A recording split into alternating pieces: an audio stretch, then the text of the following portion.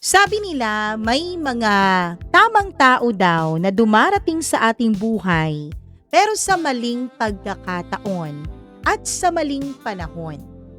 Ano nga ba ang ibig sabihin ng maling pagkakataon at maling panahon? Hello everyone! Welcome back dito sa ating channel. Yes, wala kayong video na nakikita. True lalo yan, pero this is a new story. Siyempre, sinusubukan na nating magbagong story everyday.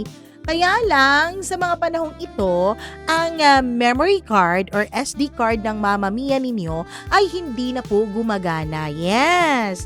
Diba nung Sabado at Linggo, ang nai-upload natin walang mga video, pictures ko lang yon syempre. At kahapon merong video pero dahil yon sa kinaya pa.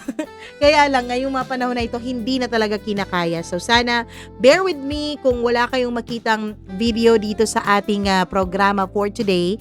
Pero huwag kayong mag-alala dahil sa susunod na linggo, may video na tayo next week.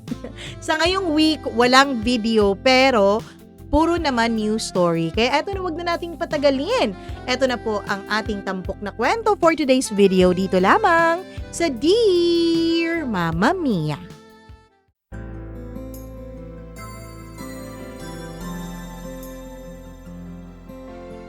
Merong mga taong dumarating sa ating buhay na akala natin sila na ang magbibigay kulay at inspirasyon para magkaroon ng ganda at sarap ang ating buhay.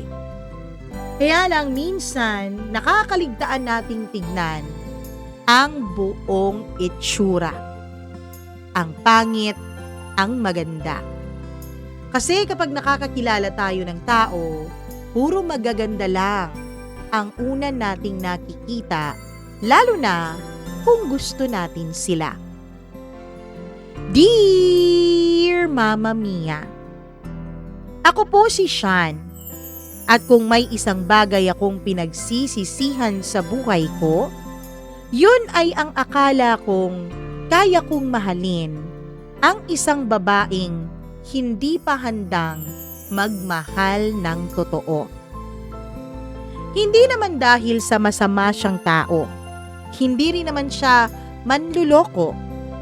Pero minsan, ang pagiging immature ay mas masakit pa kesa sa pagtataksil at panluloko sa'yo. Dahil hindi mo alam kung kailan ka seseryosohin at kung kailan ka lang niya ginagawang libangan. Ito ang kwento kung paano ko siya nakilala, kung paano ako nahulog, at kung paano rin ako unti-unting nauubos. Unang beses ko siyang nakita sa isang kainan sa may kanto lang mula sa aming opisina. Late na ako nung araw na yun. Pawis na pawis ako dahil napakainit ng araw. Iritable at gutom na rin ang nararamdaman ko kasi wala pa akong kain dahil late po akong nagising. Kaya naman, dahil late na ako, sa isip ko kakain na lang muna ako. At least, may isang problema ang mawawala sa akin. Late na nga, pawisan na nga. Pasmado pa ba? Kaya kumain na lang muna ako. Habang umuorder ako, may narinig akong malakas na tawa sa likod ko. Kaya hindi ko napigilang mapalingon. Nung lingunin ko siya, dun siya bumungad sa akin. Mahaba ang kanyang buhok.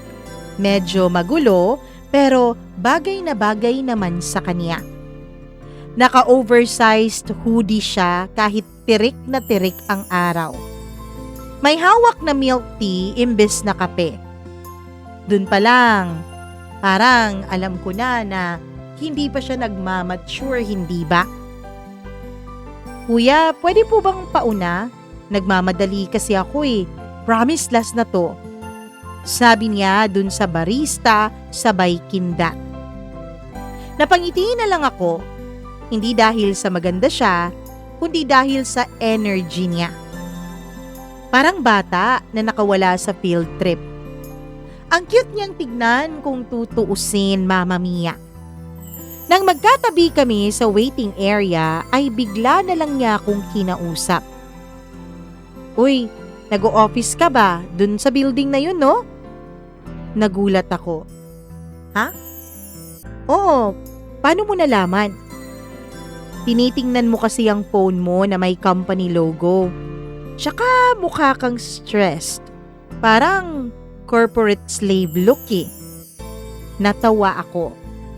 Diretsahan ang pagkakasabi niya. Walang ka-filter, Mama Mia. At doon nagsimula ang usapan namin. Hanggang sa hindi ko na namalayang, sabay na pala kaming lumalabas ng shop na yon. By the way, ako nga pala si Lian. Sabi niya, sabay abot ng kanyang kamay. Ako naman si Sean. Mainit ang palad niya, pero mas mainit ang ngiting ibinigay niya sa akin. At hindi ko alam noon, Mama Mia, na ang babaeng ito na pala ang gugulo sa tahimik kong buhay. Ewan ko kung anong nangyari, kung sinasadya niya ba, ako ba, o ang tadhana talaga. Kasi mula sa araw na yun ay naging madalas na ang pagkikita namin dun sa kainan/coffee shop na yun. Minsan, sinasadya ko na ring magpahuli sa trabaho para lang maabutan ko siya. Kung dati naiirita ako kapag nalilate, ngayon Mama Mia, para bang basta't makita ko lang siya, ay nawawala na ang inis at iritang aking nararamdaman. Si Lian, kakaiba siyang babae. Habang ako ay planadong-planado ang buhay, siya naman ay kabaliktaran. Ako, may savings, may goals, may timeline sa kung ano ang gusto kong ma-achieve sa buhay ko. Pero siya, yung motto niya, bahala na si Batman. Yun ang kanyang pang-araw-araw. Pero ewan ko Mama Mia, sadyang napakalakas yata ng kapangyarihan niya. Kasi imbis na siya ang mahatak ko, ako ang nahahatak niya. Isang gabi, nagyaya siya. Samahan mo naman ako. Doon tayo sa arcade. Stress ako eh. Arcade? Ilang taon ka na ba? Bakit ka nag-arcade pa rin hanggang ngayon? Biro kong tanong. Uy, masaya doon ah. Try mo lang. Kaya ayun, sumama ako. At doon ko nakita ang totoong siya. Nagtatatakbo siya sa loob ng arcade na animoy isang bata. Tumatawa ng malakas, nagse-celebrate kahit maliit lang naman ang panalo. Mama Mia, stress talaga ako sa araw-araw dahil ang dami kong gustong ma-achieve sa buhay ko. Kaya naman, nung makita ko siya at nung makilala ko ang ganong personalidad niya, naisip kong hindi rin pala masamang mag-enjoy paminsan-minsan. At maganda din pala yung madali kang patawanin, yung mababaw lang ang kaligayahan mo. Yun pala ang mga taong hindi stress at tunay na masasaya. Hanggang sa napaupo kami sa gilid, hingal na, pawisan, pero aaminin ko na kakaibang saya ang aking naramdaman. Tignan mo oh, masaya naman 'di ba? Sabi niya. Oo. Matagal na akong hindi naging ganito kagaan. Di ko na nga maalala kung kailan ang huli. Umiti siya. Yung ngiti niya na parang walang kaarte-arte. Doon ko unang naramdaman na gusto ko siyang alagaan. Gusto ko siyang arugain, mahalin. Hindi dahil mahina siya, kundi dahil masaya ako kapag kasama ko siya. Kaya naman Mama Mia, hindi ko na po pinatagal ang lahat. niligawan ko na si Lian. At dahil sa kanyang personalidad na go lang ng go, agad din naman niya akong sinagot. Nang naging kami ay naging mabilis ang lahat. Parang bagyo. Masaya pero magulo. Isang gabi nasa kondo ko siya. Movie marathon daw, pero kalahati pa lang ng pelikula nakatulog na po siya sa balikat ko. Tahimik lang ako habang pinagmamasdan ko siya. Wala siyang ka-make-up sa kanyang muka. Medyo nakabukas ang bibig habang natutulog. Para bang batang napagod sa kakalaro at kakatakbo ng buong araw. Hindi ko napigilan. Ilang sandali ko siyang tinitigan hanggang sa hinaplos ko ang kanyang buhok. Dun siya nagising. Sorry nakatulog ako. Okay lang. Hindi siya umiwas.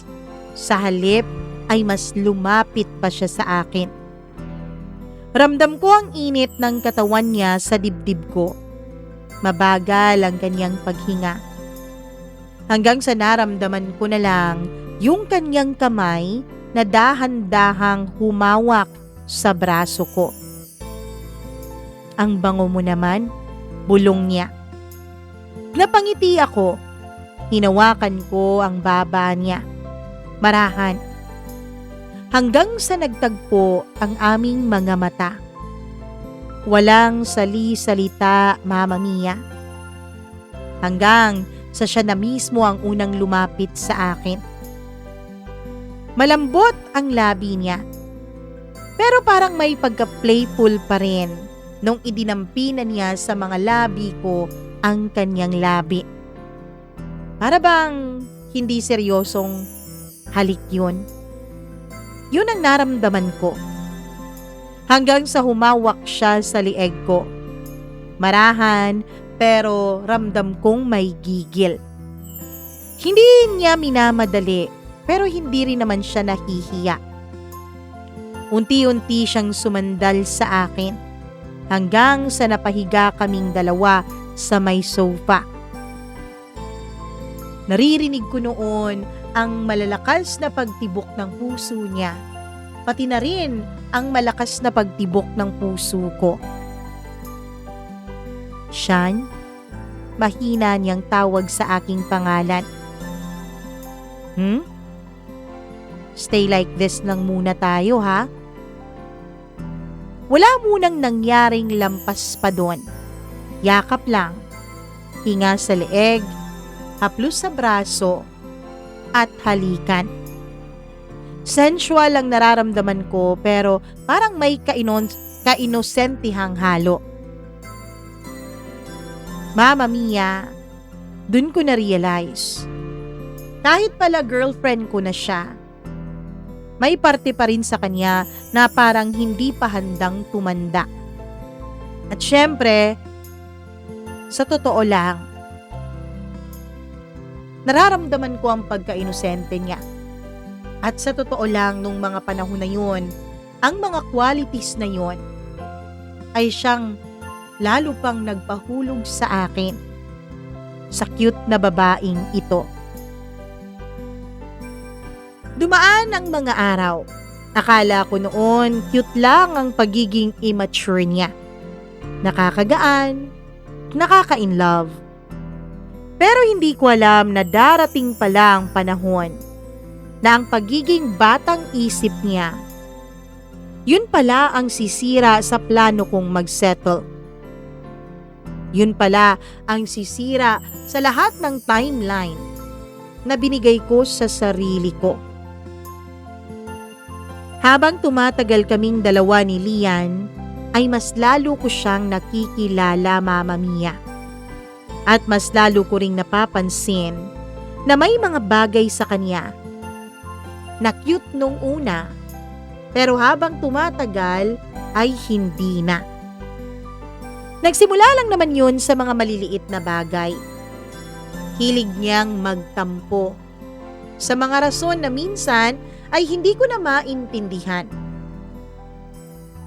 Isang beses, hindi ako nakapag-reply kaagad dahil nasa importanteng meeting ako sa trabaho. Paglabas ko, nung tapos na ang meeting sa conference room, nung tingnan ko ang cellphone ko ay may 23 missed calls na siya. Pagdating ko sa kondo ay nadatnan ko siyang nakasimangot sa sofa. Oo nga pala, binigyan ko na siya ng susi ng condominium unit ko. Kasi Mama Mia, gusto ko rin talagang maging at home siya. Kasi hindi lang naman basta-basta pakikipagrelasyon sa kanya ang pakay ko. Gusto ko na balang araw, magsisettle down din kaming dalawa. Pagdating ko ay malamig ang kanyang tono nung tinanong niyang busy raw ba ako.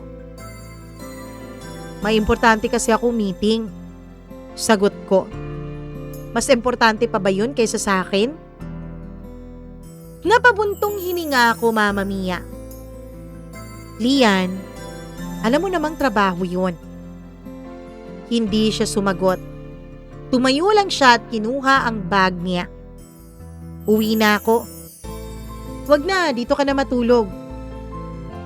Ayoko, uwi na ako. Lumabas siya nang hindi man lang lumilingon sa akin.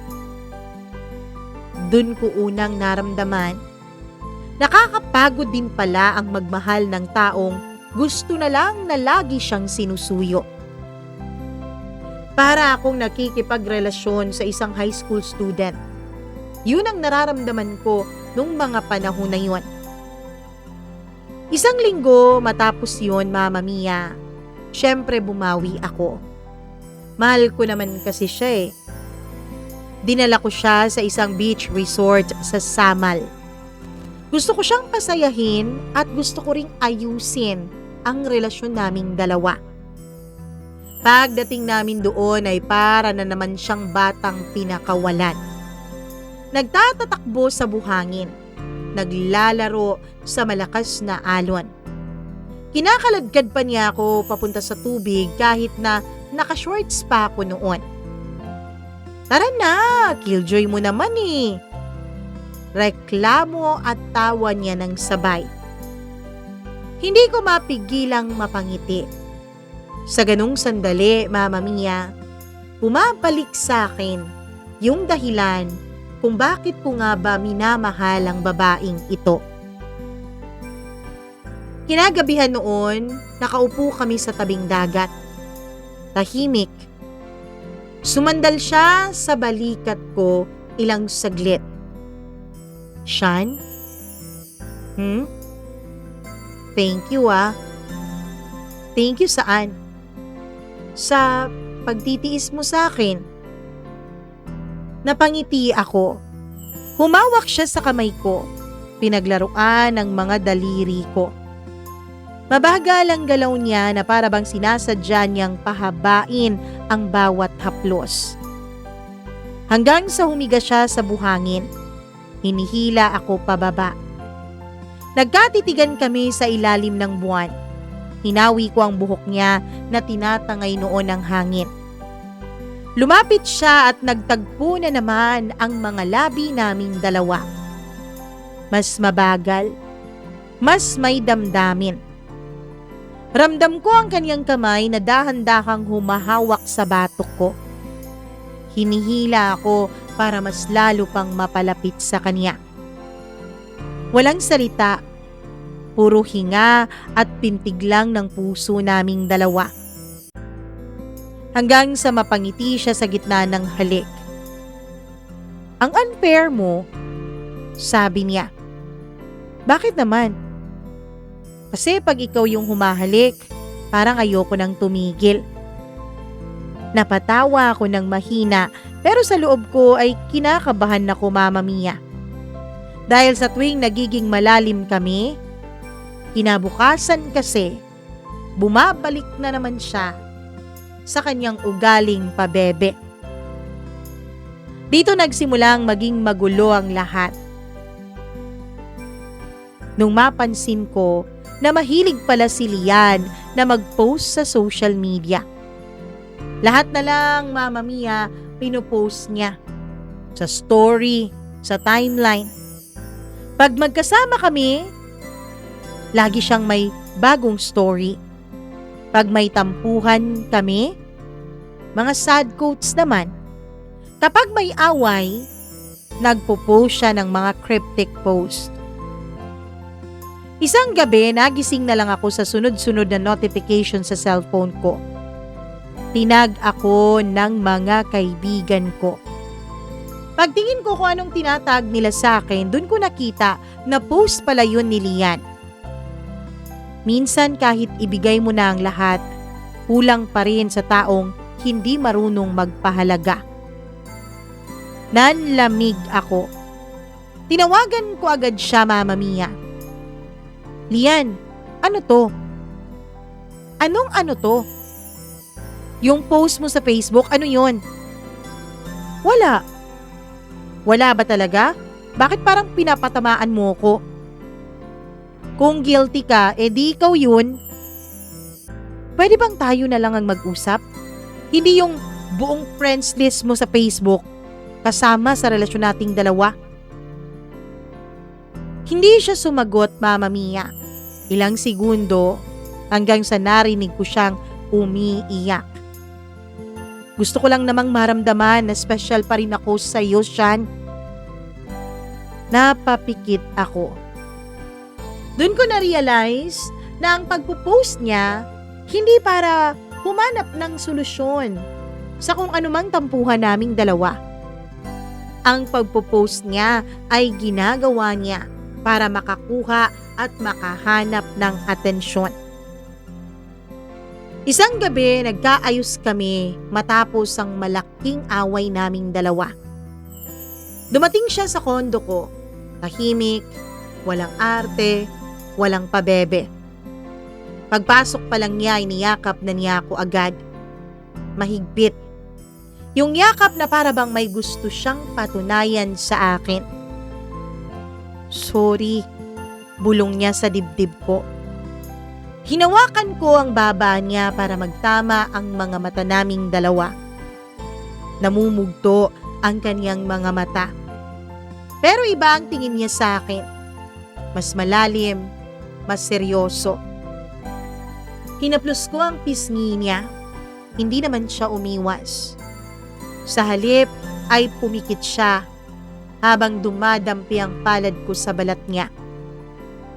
Dahan-dahan ko siyang hinihila palapit.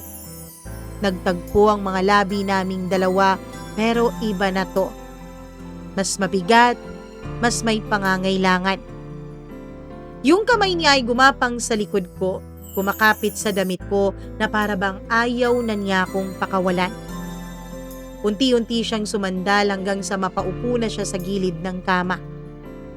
Hawak niya ang leeg ko habang ako naman ay yakap ang bewang niya.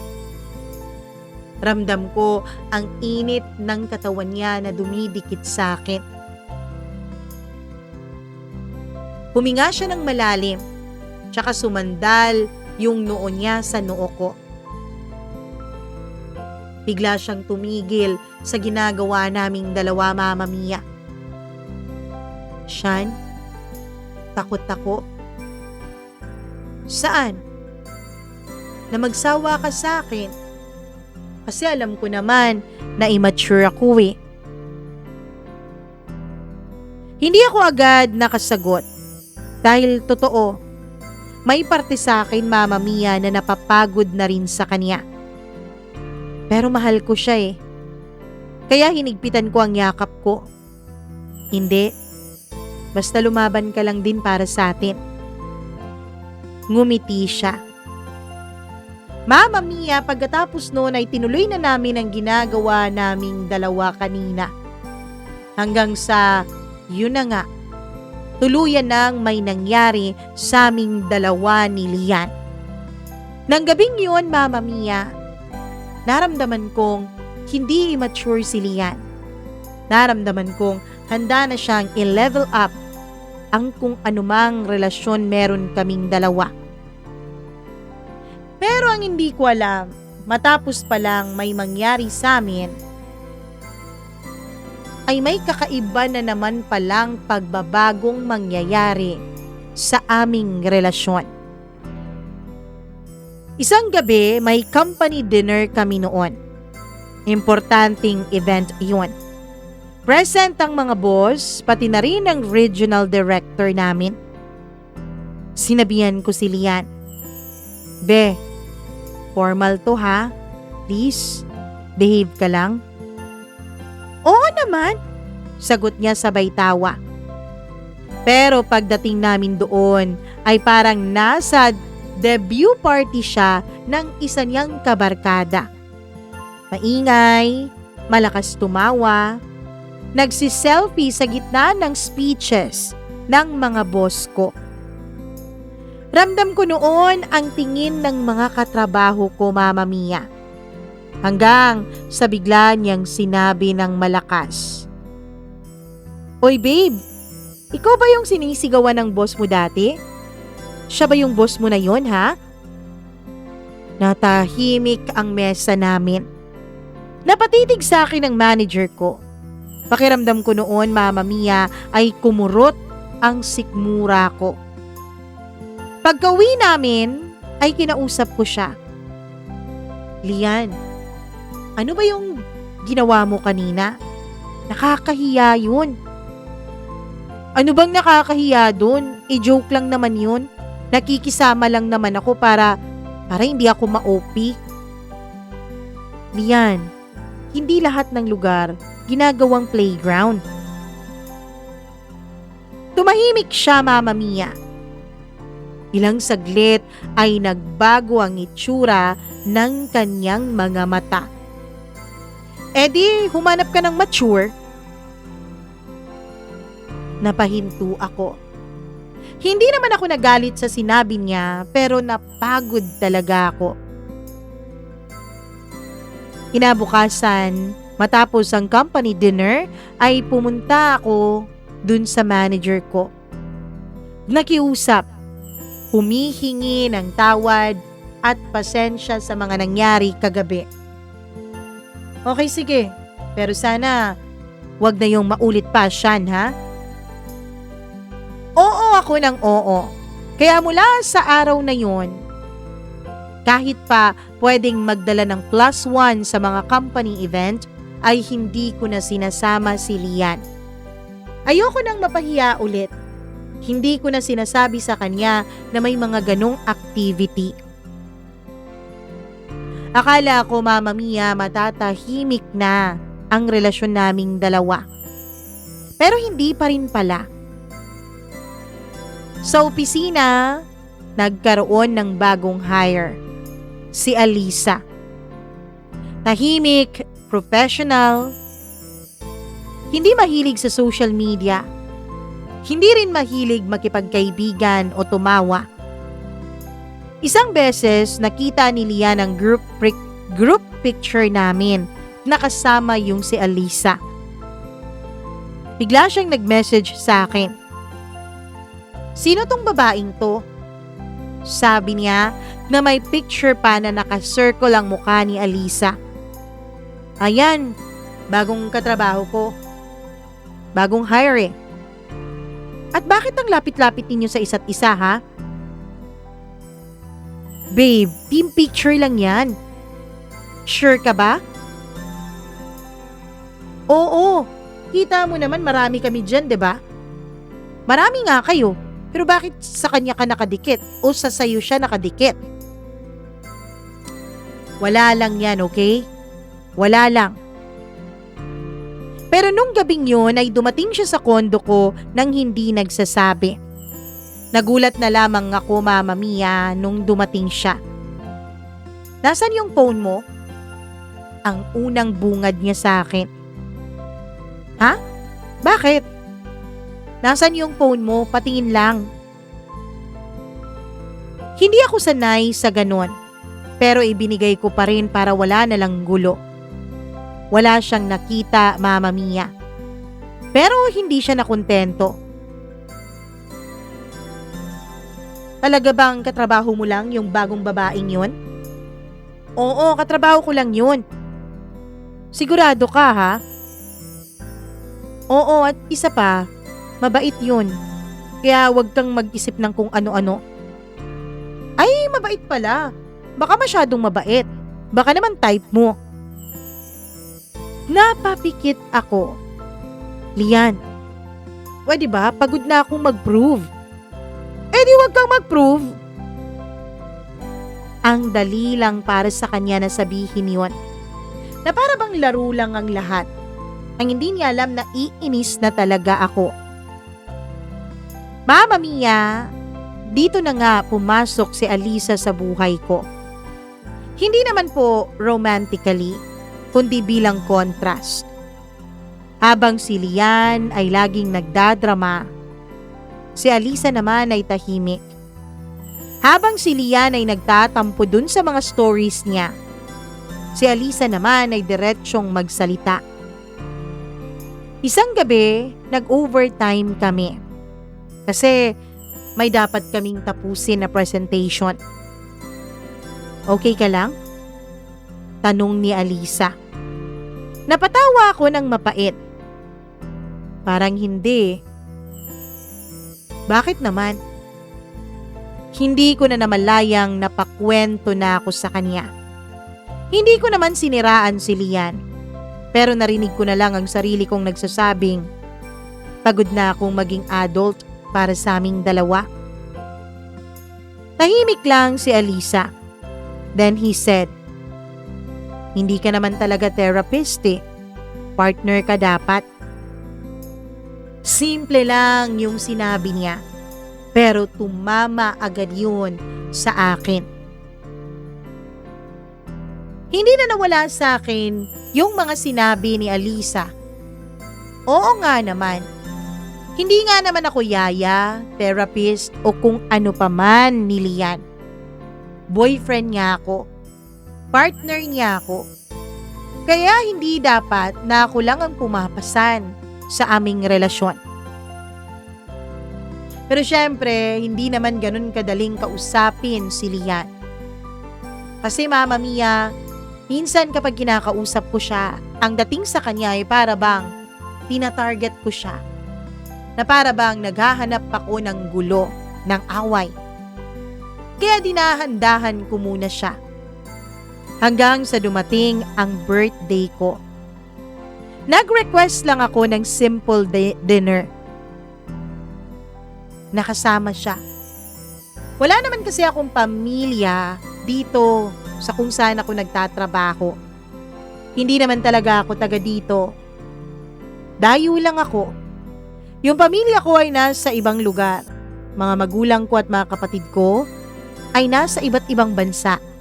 Yung iba ko namang mga kamag-anak ay nasa ibang bahagi ng Pilipinas. In short, Mama Mia, parang namuhay na rin talaga akong mag-isa at independent. Kaya naman, ang request ko lang sana talaga sa birthday ko ay makasama ko si Alisa. Pero late siya, Mama Mia. 1 oras, 2, hanggang sa magtatatlong oras na, tsaka pa siya dumating. Pagdating niya ay may hawak siyang cake. Sorry na babe, na-late ako kasi nagpa-nails pa ako eh. Lian naman, birthday ko ngayon no. Kaya nga gusto kong maging maganda para sa'yo. Hindi ako nakapagpa-nails kahapon dahil kita mo naman hair ang ginagawa kahapon sa akin eh. Yung hair salon kasi na pinuntahan ko, wala dun yung favorite kong manikurista. Hindi ko alam kung matatawa ba ako o maiinis ako sa kanya. Kaya naman Mama Mia, tumahimik na lang ako. Sabi ko birthday ko naman. Hindi ko kailangan ng kaaway, hindi ko kailangan ng sama ng loob.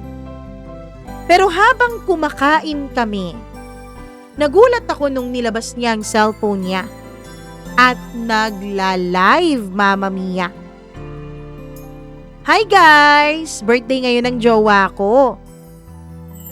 Narinig ko pa, Mama Mia, na binasa niya yung isang nag-comment. Cute! Hanggang kailan kaya naman yan? Hindi ko alam kung bakit pero parang may pumutok sa loob ko. Lian, pwede bang tayo na lang muna? Huwag mo nang isama yung audience mo. Tumahimik siya.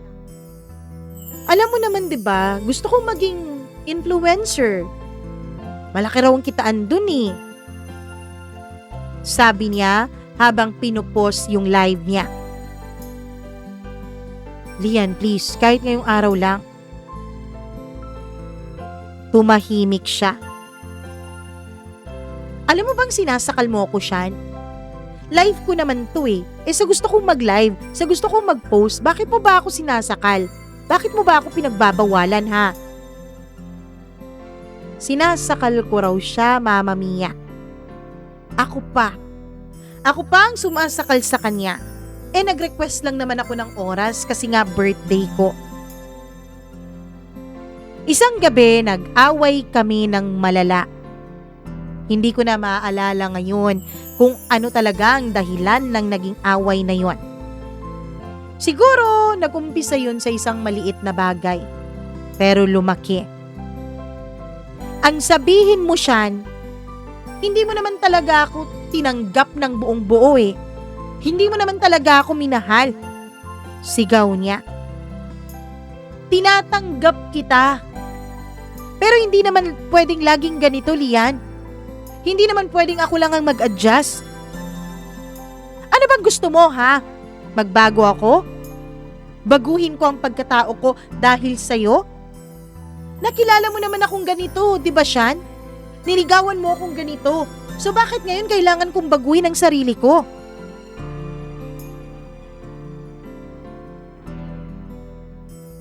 Tumahimik ako, Mama Mia. Kasi oo eh. Gusto ko siyang magbago. Gusto ko siyang mag-mature. Gusto ko siyang somehow maging katulad ko kahit konti lang. Pero hindi ko kayang sabihin yon ng diretso sa kanya. Dahil alam kong hindi pa niya kayang marinig ang mga sasabihin ko. Umiiyak siya, Mama Mia. Sa pagkakataon na yon, ang pag-iyak na yon ay hindi na pabebe, kundi yung batang tila naliligaw. Shan, hindi ko naman alam kung paano maging ikaw. Hindi ko alam kung paano ang maging katulad mo. Natahimik ako lalo. Natameme ako lalo. Dahil, Mama Mia, parang sa unang beses, nakikita ko na yung totoong problema. Hindi siya immature dahil gusto niya. Immature siya dahil parang walang nagturo sa kanya kung paano magseryoso sa buhay. Oo, nandyan na ako.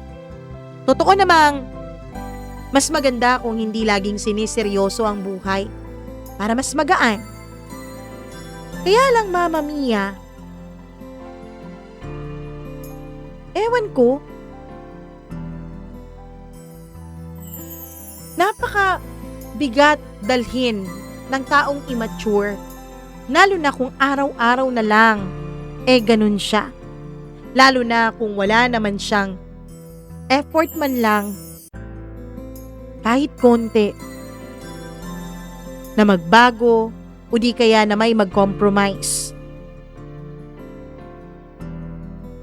Tanong ko noon sa sarili ko, hanggang kailan ba ako magtuturo sa kanya? Hanggang kailan ko ba siya titiisin? Hanggang kailan ba ako magsasakripisyo? Siyempre kapag nag-aaway kami at umiiyak na siya ng gusto, ang susunod niyang gagawin ay mag-walk out. Pagkatapos nun, babalik at saka iiyak na naman, magsusori na naman. Isang araw, Mama Mia, may team building kami sa Batangas. 2 days and 1 night. Malayo ang team building namin. Actually, lahat kami ay parang lumipad pa mula sa iba't ibang bahagi ng Pilipinas. Kasi grand team building yon. Ang buong kumpanya mula sa iba't ibang branch ay magsasama-sama. Sinabi ko na yon kay Lian halos 1 month before pa. Pero pagdating na ng araw ng alis namin, ay nag-iba na ang tono niya. Kasama ba yung Alisa? Kasama ang buong team. Kahit yung team na nasa iba't ibang bahagi ng Pilipinas. So ano yan? Magkakatabi kayo sa van papuntang airport? Tapos magkakatabi kayo sa plane? Hindi ko alam. Wala naman akong alam sa seating arrangement na yun eh. Wala rin akong alam sa kung ano ang seat number niya sa plane. Mama Mia, tahimik lang siya. Hanggang sa nung paalis na ako, sabi niya, sige, enjoy. Pero Mama Mia, pagdating ko sa resort, meron ng 35 missed calls. Pag-check ko sa Facebook, ay may bagong post na naman siya. Funny how people say they love you but can't even reassure you properly. Tinawagan ko agad siya matapos yon. Lian, ano ba talagang gusto mong marinig? Ano ba talagang gusto mong mangyari? Sabihin mo na mas importante ako kaysa sa kahit na ano o kahit na sino siyan. Importante naman talaga ka eh. Importante ka naman talaga dahil girlfriend kita. Hindi sapat yun. Napatingin ako nun sa dagat. Mama Mia, ewan ko, pero parang nararamdaman ko na may unti-unting nawawala. Hindi si Lian, kundi parang unti-unting nawawala yung sarili ko. Sa buong araw at gabi na nasa team building ako, Mama Mia, ay panay lang ang tawag ni Lian. Kung hindi naman siya nasasagot agad, ayun, nagpo-post na naman sa Facebook. In short, hindi naman talaga ako nakapag-focus dun sa team building namin. Pagbalik ko galing team building, gusto kong ayusin kaming dalawa. Pero pagpasok ko sa kondo, may kalat. May mga bote ng alak. At may 2 kaibigan siyang dinala sa kondo ko na lasing at nasa sala. Surprise! Miss ka na namin! Sigaw nila. Napahawak ako noon sa noo ko. Lian, sinabi ko naman 'di bang pagod ako? Uy, sumama ka naman sa amin. Samahan mo naman kami. Bigyan mo naman ako ng time.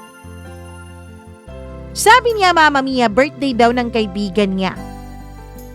Pero hindi naman niya sinabi nung una sa akin. Tsaka lang nung dumating na ako at nakita ko na ang kalat ng kondo ko. Hindi naman ako galit sa celebration. Galit ako dahil pakiramdam ko ay hindi niya ako nirespeto. Habang nag-iingay sila sa labas, umupo ako sa loob ng kwarto. Narinig ko siyang tumatawa sa labas na para bang wala lang. Magkaiba talaga kami ni Lian. Magkaiba kami ng priority. Magkaiba kami ng gustong mangyari sa buhay. Kinabukasan, tahimik siya. Lumapit siya habang nakahiga ako. Sorry. Sabi niya habang umuupo siya noon sa tabi ko. Hinawakan niya ang kamay ko. Mabagal, malambing. Yung mga daliri niya ay gumuguhit sa braso ko, paakyat sa balikat ko. Dahan-dahan siyang yumuko. Dumampi ang labi niya sa leeg ko. Hindi yung dampi na nagiging agresibo o nag-aaya ng sex. hindi rin naman playful. Yung pagdampi ng kanyang labi sa leeg ko ay tila ba parang nagmamakaawa. Para bang alam na niya na may ginagawa o ginawa siyang masama. Hinawakan ko ang bewang niya. Ramdam ko ang init ng balat niya sa palad ko. Pero sa unang pagkakataon, Mama Mia, hindi ako ganun ka-excited. Hindi nagising ang pagkalalaki ko gaya ng mga nangyayari nung una. May lungkot na sumisingit sa pagitan ng bawat haplos. "Na-miss mo ba ako?" Pabulong niyang tanong. "Oo." Pero sa loob ko, ang gusto kong sabihin sa kanya, ang tunay kong namimiss ay hindi naman talaga siya.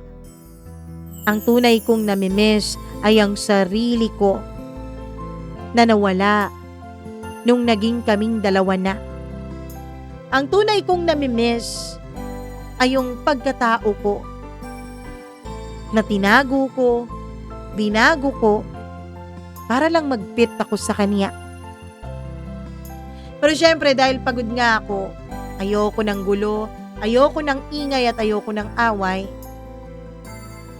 ay parang sinasabi ko na lang sa kanya ang mga bagay na gusto niyang marinig. Pagkatapos noon, Mama Mia, sa opisina ay mas dumadalas na ang pag-uusap naming dalawa ni Alisa. Wala namang namumuong romantic relationship sa pagitan namin. Wala namang ganon. Kaya lang ang hindi ko maintindihan sa sarili ko, bakit parang kay Alisa ko nararamdaman yung katahimikan. Parang may katahimikan ang buhay ko kapag nasa tabi ko siya. Sa presensya niya. Isang gabi, nag-overtime na naman kami. Ang tagal-tagal naming natapos. At nung natapos na kami ay nag-aya siyang magkape. Dahil stress ako, dahil ayoko rin naman munang umuwi, dahil baka nandun si Lian, ay pumayag ako. Habang nagkakape kaming dalawa sa isang fast food na 24 hours, ay bigla siyang nagtanong sa akin, "Okay pa ba kayong dalawa?" Tanong niya na ang ibig sabihin ay okay pa ba kami ng girlfriend kong si Lian. Hindi ko na alam. Sagot ko pagkatapos ay huminga ako ng malalim. Hindi naman siya nagtanong, nangulit, o nagbigay ng advice. Wala naman siyang sinabing, hiwalayan ko na, iwan ko na. Ang sinabi niya lang, sometimes, hindi lahat ng pagmamahal sapat para magtagal ang isang relasyon. Simple lang. Napakasimple lang kung tutuusin ang kanyang sinabi, Mama Mia. Pero parang sampal yun sa mukha ko. Kaya lang, paano ko ba sasabihin yun kay Lian? Paano ko ba siya kakausapin ng mahinahon nang hindi siya maghe-hysterical, nang hindi siya magagalit, at nang hindi niya ako i-blame? Pero syempre, tahimik pa rin. Ayoko pa rin na sabihin sa kanya ang nararamdaman ko dahil baka away lang naman ang pupuntahan naming dalawa. Isang gabi, hiniram ni Lian ang phone ko. Sa di inaasahang pagkakataon, may nag-pop up na notification galing kay Alisa. Thanks nga pala sa help kanina. Biglang nag-iba ang mukha ni Lian. Ano to? Bakit siya nagpapasalamat sa'yo ng ganitong oras? Sa work yun. Tinulungan ko siya kanina eh. Sure ka ba? Work lang talaga? Work ba yung tulong mo? Kung work, dapat hindi ganitong oras siya nagpapasalamat, 'di ba? Dapat nagpasalamat na siya sa'yo kanina. Bakit kailangan pa niyang mag-message ng this oras ng gabi? Dun na siya sumabog. Nagsusumigaw siya, Mama Mia. Umiiyak, nagbato ng unan. May iba talaga sa inyong dalawa eh. Ramdam ko may iba. Pinapalitan mo na ako. At dahil sa kanyang pagwawala ay napataas na rin ang boses ko. Wala akong pinapalitan. Pero sa totoo lang, Lian, pagod na ako sa ganito eh. Pagod na ako. Tumahimik siya. Pero yung tahimik na tila mas mabigat pa kaysa sa anumang sigaw. Ako ba ang problema? Tanong niya. Hindi ako agad nakasagot. Kasi paano ko nga ba sasabihin sa kanya na oo? Simula't sa pool, siya ang problema. Ang hindi ko alam, Mama Mia, ang hindi ko pala pagsagot, ay parang sagot na rin yun sa kanya. Natahimik siya, Mama Mia. Hindi na niya ako sinagot. Wala na rin siyang itinanong sa akin. Bagkos ang ginawa niya ay kinuha niya yung bag niya.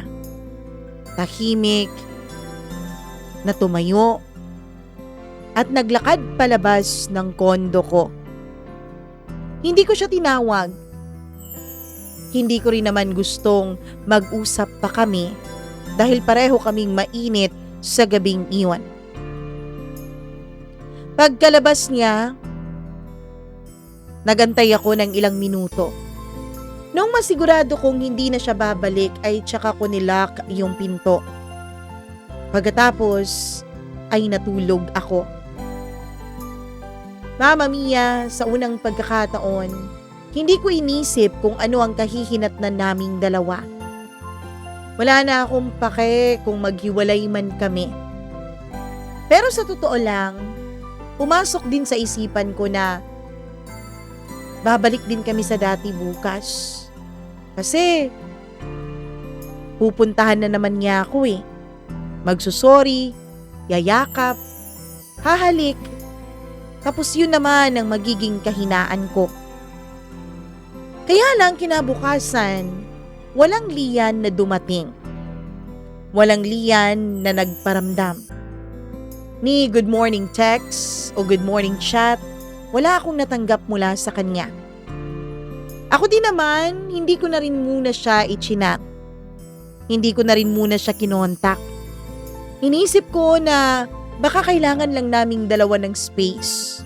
Baka kailangan lang naming dalawa na makahinga mula sa isa't isa at mula sa toxic naming relasyon. Nagpatuloy ako. Pumasok sa trabaho, nakipag-usap sa mga katrabaho, pati na rin kay Alisa. Lumipas pa ang isang buong araw. 24 hours na nang hindi kami nag-uusap o nagko-kontakan man lang ni Lian. Honestly, it felt weird. Nawiwirduhan ako. Hindi kasi ako sanay na hindi niya ako kinukulit. Hindi ako sanay na walang missed calls. Hindi ako sanay na walang kung ano-ano mang mga accusations sa akin. Pero kung tutusin, may naramdaman po akong peace of mind sa unang pagkakataon sa loob ng mahabang mga buwan na naging kaming dalawa.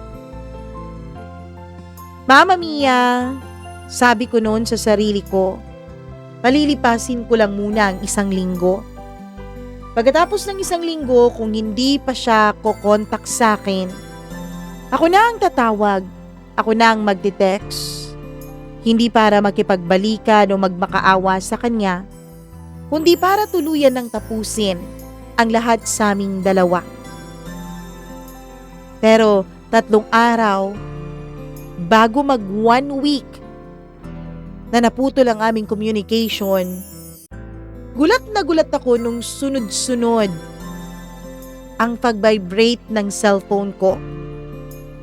Sobrang vibration yun, Mama Mia. Nasa meeting ako noon.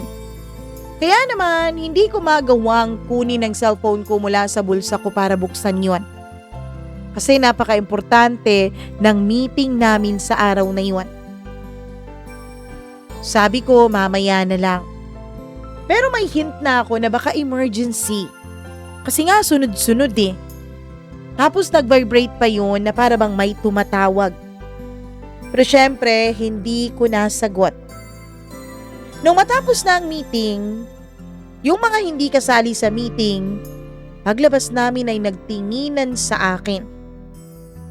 Nagulat ako. Hindi lang ako ang tinitignan nila, kundi maging si Alisa. Ano nangyayari?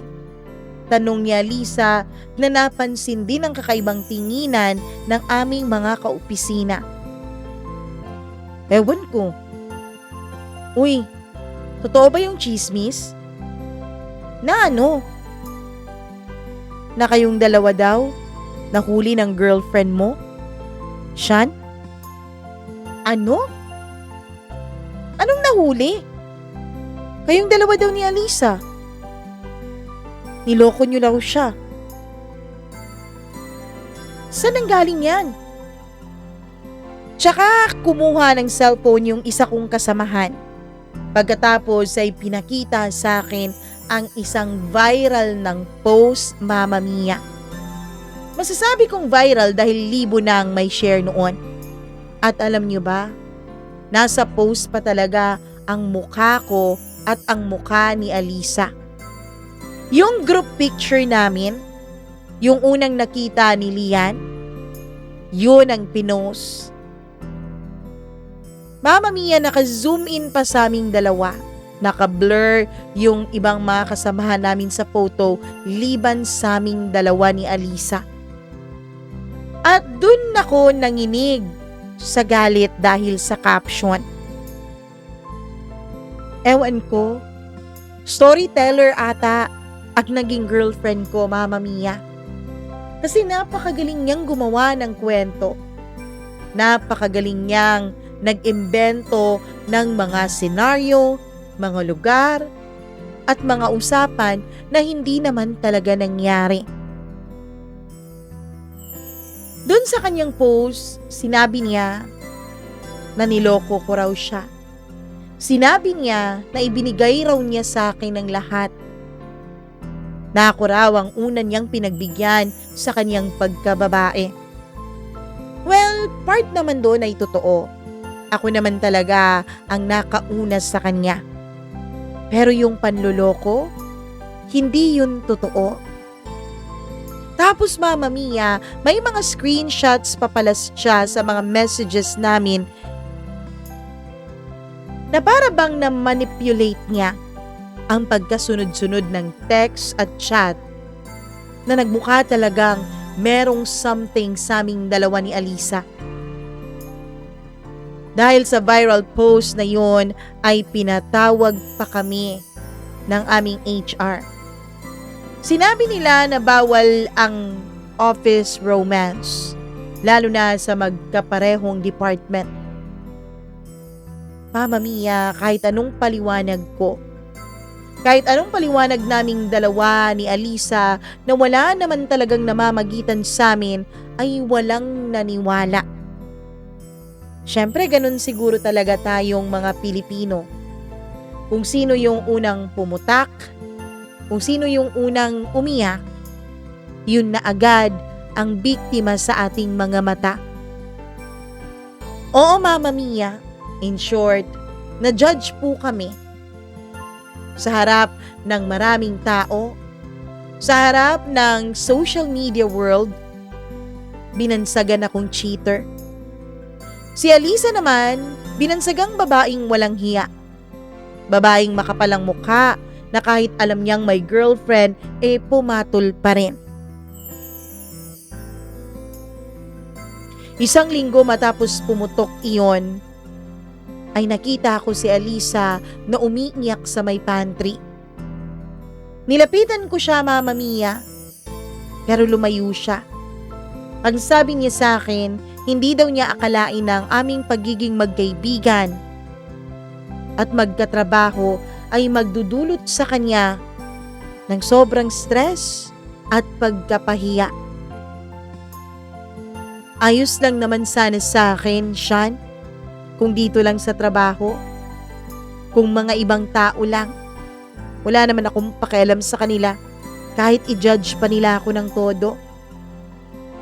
Ang hindi ayos sa akin ay nakarating na sa mga magulang ko, sa pamilya ko. Galit na galit sa akin ang mga magulang ko. Lalong-lalo na ang mama ko dahil wala daw akong delikadesa.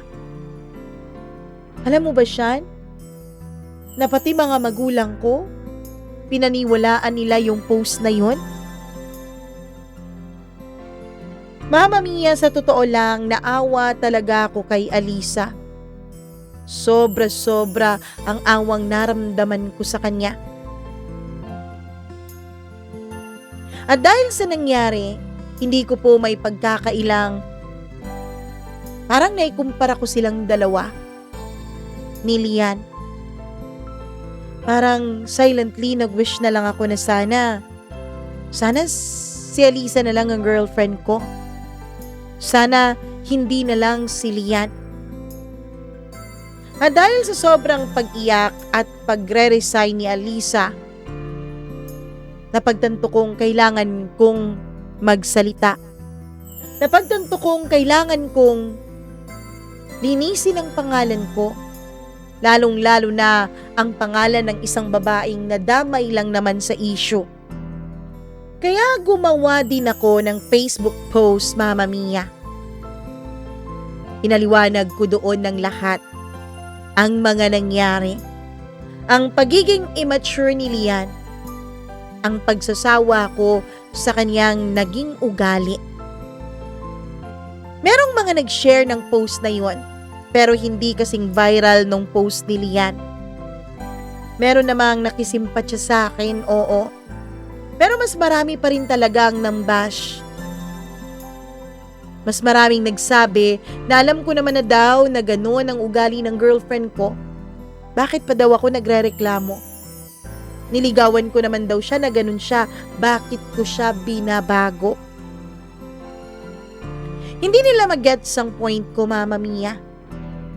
Imbis na maging maayos dahil nag-post ako, ay tila lalo pang naging magulo ang lahat. Maraming nagsasabi na sana nanahimik na lang daw ako.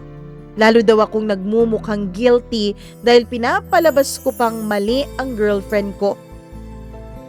Kahit halos ipagsigawan ko na doon na wala talaga kaming ginagawang masama ni Alisa, na wala naman talagang namamagitan sa aming dalawa, ay halos walang naniwala. Hanggang sa nakatanggap ako ng mensahe mula kay Alisa. Sabi niya, huwag ko na raw dagdagan pa ang mga taong nambabash sa kanya. I-delete ko na lang daw yung post ko at hayaan na lang na mamatay yung issue. Tinawagan ko si Alisa dahil gusto ko siyang makausap pero hindi na niya ako sinagot. Parang nakablock na ako. Sinunod ko ang gusto niya. Dinilit ko ang post ko kaya lalo tuloy akong nagmukhang guilty. Lunes, Mama Mia, nung pumasok ako sa opisina, doon ko nalaman na wala na pala si Alisa. Last day na pala niya nung Sabado at hindi man lang siya nagpakita o nakipag-usap sa akin. Si Lian naman ay kinausap ko. Tinawagan ko siya. Nakiusap ako sa kanya na i-take down niya yung post niya na yon. Pero hindi niya ginawa. Dahil alam niyo ba kung anong nangyari? Pagkatapos ng mag-viral ang post na yon, naging parang mini vlogger na rin siya. Dumami ang followers niya at ngayon ay nagre-reels na siya, Mama Mia.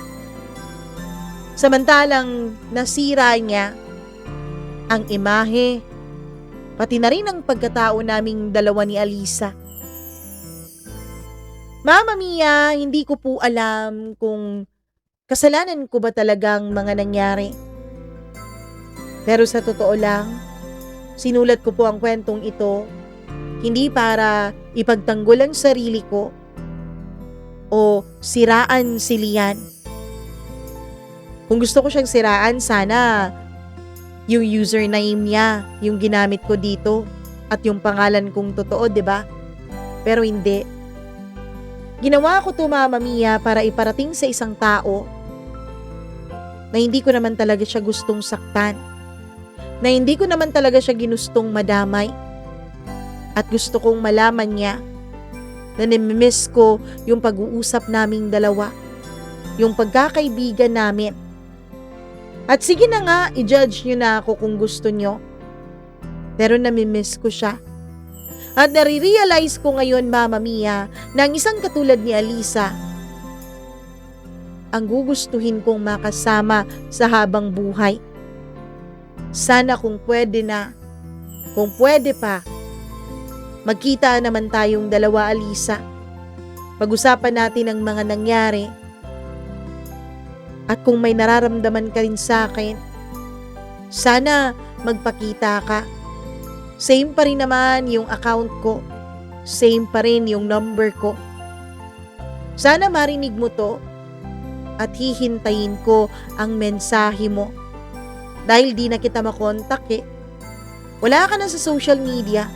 O baka iba lang yung pangalan mo at hindi ko magawang ma-search. Hindi ko na rin makontak ang cellphone mo. Nag-i-email ako sa'yo pero walang reply. Sana may pagkakataon pa para makausap kita. Hanggang dito na lamang po, Mama Mia, at maraming salamat po. Lubos na gumagalang, Sean.